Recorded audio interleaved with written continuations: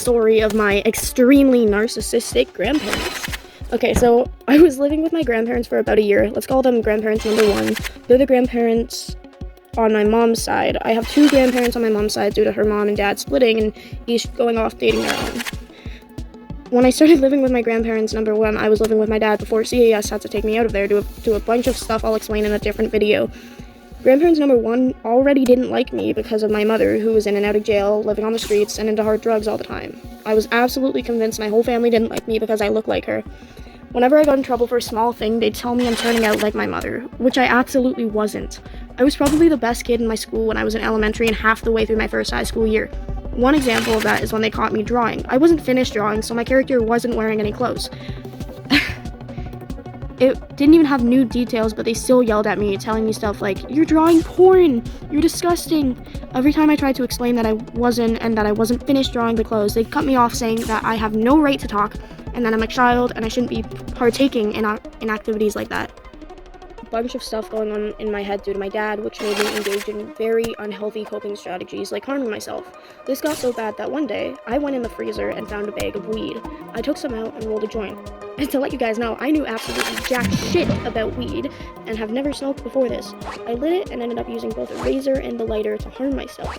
My grandparents smelt the burning and walked in on me sitting on the floor, holding the joint and bleeding badly. My grandfather pulled me up by my arm, right where I was bleeding, let me tell you, digging his fingers into my cuts. The pain was so bad I ended up dropping the joint onto my carpet. My grandfather, Sean, put it out with his foot and dragged me out of my room just screaming, "Fuck you, fuck you, fuck you," over and over.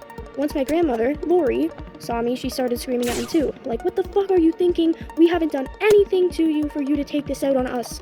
When I was just sobbing due to the pain, Sean yelled at me to get in the car, so I did, not wearing shoes, in my pajamas, bleeding and sobbing. I hopped in the car, putting pressure on my arm. A couple minutes later, Lori hopped in the car, started screaming at me and hitting the steering wheel. "You're such a disappointment. You're just like your mother. We don't want you here. We hate you. We wish you bled out." I stayed silent, and after she stopped screaming and throwing her fit, she stayed silent, occasionally turning her head to stare at me. They took me to the hospital. I spent the night at the hospital in my town, and then they transferred me to the city I lived near. While I was there, I stayed there about 4 days. They prescribed me antipsychotics and gave the prescription to Sean. When he came to pick me up, they took me back to the house, ripping apart the prescription, saying it'll fuck me up. I didn't talk to them for days after, not eating, not talking. About 4 weeks later, I asked if I could go hang out at my boyfriend's house for his birthday. Me and him aren't dating anymore due to something that's also for a different story. When I was asking them about it, they said no, so I started crying because they always said no to hanging out with friends, which made me so sheltered that I only had a couple of friends. They ended up saying yes, so Lori was driving me, and then she insulted my weight, and I started crying again, which then she started yelling at me, saying she'd give me something to cry about, and asking really aggressively if I wanted to be sent back to the hospital, and yelling at me, saying she was going to. Then she started to scare me by looking like she was about to turn the car around, but she didn't. She drove me to the pickup place where my ex's mom was going to drive me the rest of the way. Now, the next story I'd like to tell you, the main story this video was supposed to be based off of, is perhaps the worst thing that my grandparents, number one, have done to me. This story takes place about half a year ago, when I was living with my grandparents for a year.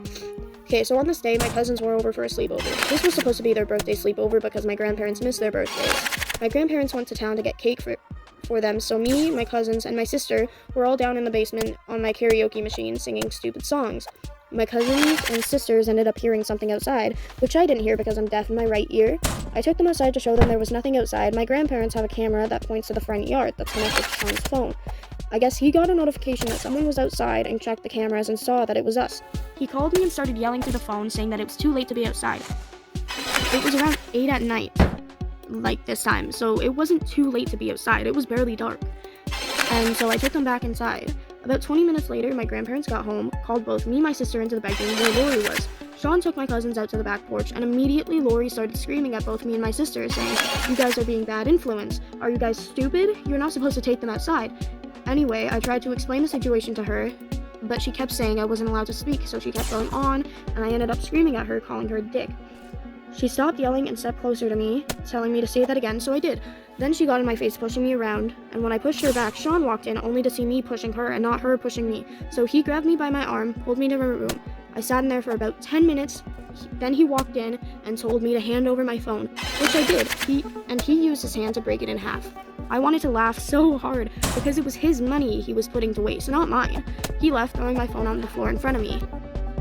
An hour or so later, I noticed my cousin's bags were still in my room. I went to take them outside on the back porch where everyone was sitting, and I walked over to my cousin, setting their bags down, and asked Sean if I could talk to them, because I knew damn well Sean and Lori were lying to my cousins about me. Then Sean stood up, grabbed my shoulder, ripping my shirt, and moved his hands to my neck, strangling me against the door for a couple seconds that felt like a minute. Then he opened the door with one hand and took me to the ground in the living room, still choking me. I had a man 350 pounds or so on me, strangling me until I saw black. I was trying to knee him anywhere, in the gut, in the balls, absolutely anywhere I could reach to get him off of me.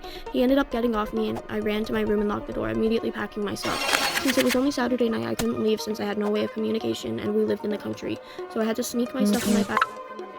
I called CAS for my school and walked to my other grandparents' house that night after school. That's most of the story. If you listen this far, thank you. I could say so many more things about these grandparents, but I don't want to make this video too long for you guys. Have a good day, night, whatever. See you soon.